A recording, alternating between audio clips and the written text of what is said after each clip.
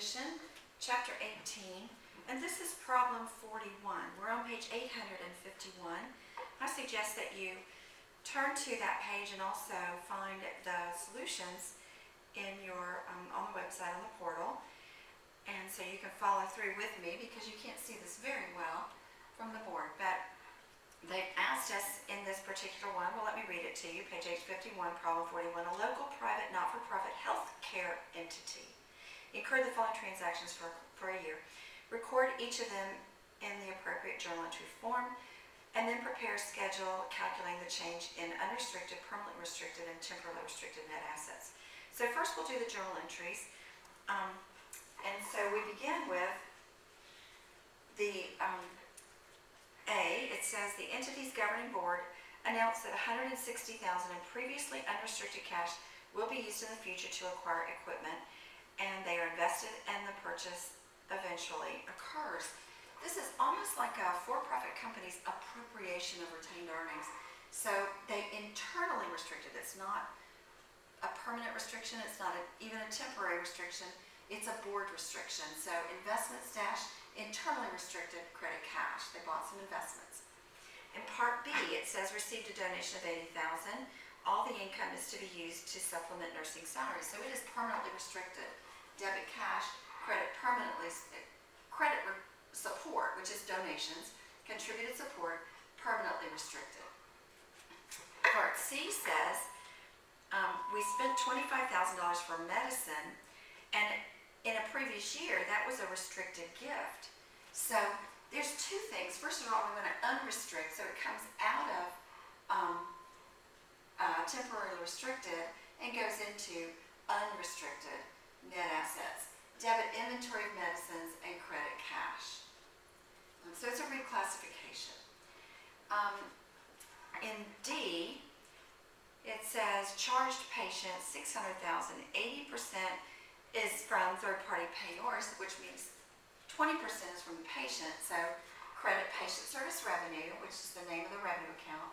20%, 120, is receivable from patients. 80%, $480,000, is receivable from Medicare, insurance companies, and other third-party payors. On E, it says calculated depreciation expense of $38,000, and you'll see it's the same thing we're used to: debit depreciation expense and credit accumulated depreciation. On F, received interest income of $15,000 on the investments back in A. So these investments have earned some money. Debit cash, credit interest revenue, $15,000. And then on G, we think that $20,000 of the patient's receivable is not going to be collected, and that the third-party payors will do their contractual adjustments. You know, they have contracts with this healthcare provider to only pay certain amounts for certain procedures, and so we need to write down some things. Debit provision for bad debts for the $20,000 allowance for uncollectible, and also debit contractual adjustments, which is a kind of a contra revenue credit allowance for reduced charges, and that would be off of our receivable from the third-party payors. For H, they tell us in H that we consume the medicine, so debit supply expense, credit inventory for that particular amount. And then in I, what they're going to do now is they're going to sell the investments. There's the $160,000 that we bought, the first journal entry. We sell them for $172,000, so we have a $12,000 gain.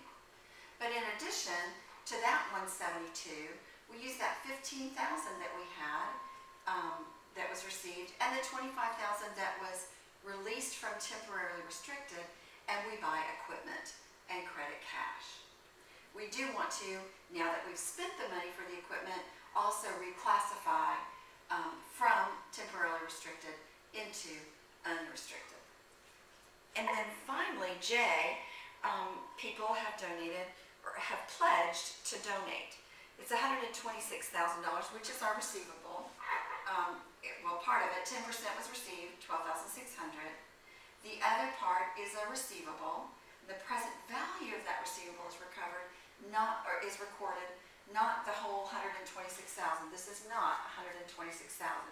It's the cash that we got plus the 90% of 126,000 at present value, 98,000. Well, obviously, debit cash, credit contributed support, 12,600. But they also tell us in the problem that 9,000 we don't think we'll ever collect. So debit 98,000, the present value of the receivable, credit the allowance for uncollectible pledges, and the rest is contributed support. It is temporarily restricted because we haven't received it yet. And that is the first requirement that they asked us for. The second requirement is to prepare a schedule calculating the change in the restrictions.